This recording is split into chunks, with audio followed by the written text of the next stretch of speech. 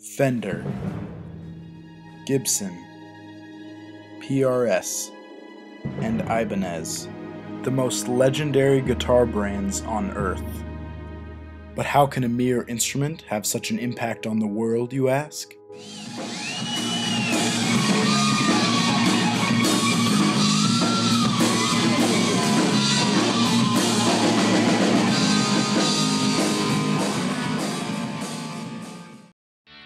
In the US around the 1920s, big bands started to become extremely popular.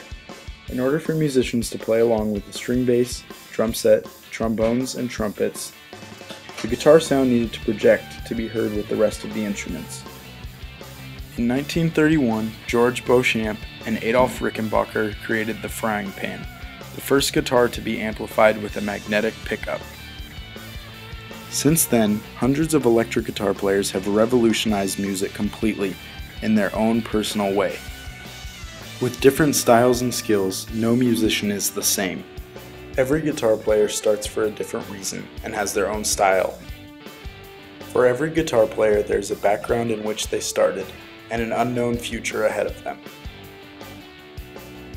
But a musician's guitar defines who they become.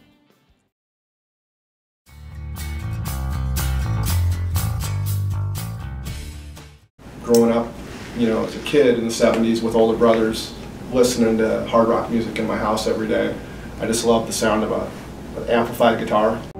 It was just something that I had always kind of wanted to do. Friends had guitars, and so you start playing with, if somebody's got a guitar in the corner, you pick it up and start playing, you start wanting to learn what it's about. I think just music in general, just hearing guitar on the radio, it makes you want to play.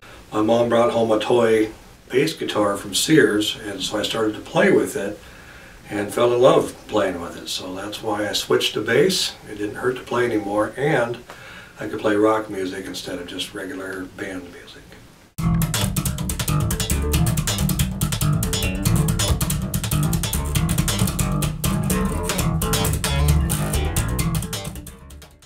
A guitarist's background will decide the kind of guitar and music they play. My first guitar was a Fender Bullet. It was like a $200, really low-end model of a Fender. I've got a few. I like Gibson, I guess kind of more of a Gibson style, Paul Reed Smith style. I've had a bunch of different basses. Started out with a Peavey T40. That was my first real bass after my Sears guitar. That was a 4-string. Then I went to an Aria Jet bass, which was another 4-string, but it was hopped up. Had some hot pickups in it. The main guitar I built when I was 18 years old. It was a company called Boogie Body. After that, I went to this bass over here, which is a Hartfield DR 5-string. It's a custom bass made by Fender, and it was only made for 3 years. Played it for a long, long time, and it's finally starting to wear out. So I've been through Ibanez, different versions of. I built a custom guitar a couple months ago that didn't pan out, and then this guitar over there in the case is an old Fender Strat. When a guitarist gets their guitar, it will soon help them to develop their own style. Just kind of rock, alternative kind of rock stuff. So then the band that I formed when I moved to Seattle, when I graduated high school, went to UW, and formed a band there. The band was called Balloon Man, and it was a hardcore metal band. And then lots of cover bands doing classic and modern rock stuff. Well, the first group I played in when I was 15 was called Fusion, a 3-piece rock band. We played a lot of heavy metal and hard rock stuff.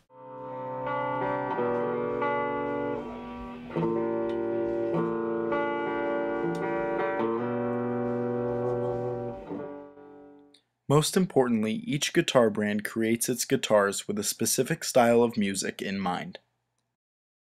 Fender is great for blues and light rock. Gibson is made for classic rock. PRS guitars play with high gain and thick tone. And Ibanez is good for metal.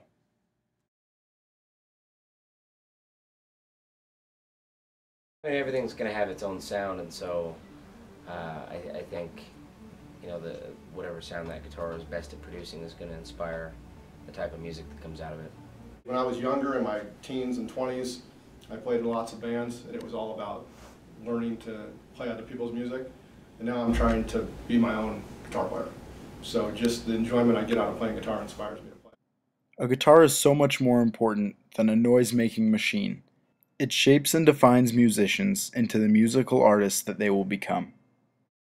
And with how far guitar technology has advanced, imagine where it could go from here. Imagine for a moment if a guitar could do this. To tune the guitar in standard tuning, you simply pull out the master control knob, make sure your left hand's off of the neck, and you simply strum the guitar. Each one of the LEDs will emit a green light when those strings are in tune. Now the guitar is emitting a flashing blue LED, and the guitar is now in tune. A guitar that can tune itself. What if I told you that technology was not only available today, but was released in 2007? Electric guitars have changed so much over the years. Over time, technology and designs have furthered to create more unique sounds for different people to express their musical abilities in a way that is personal to only them. There is no telling where the electric guitar's future could head, and how things could advance and change. There are endless ways to change history with 6 strings.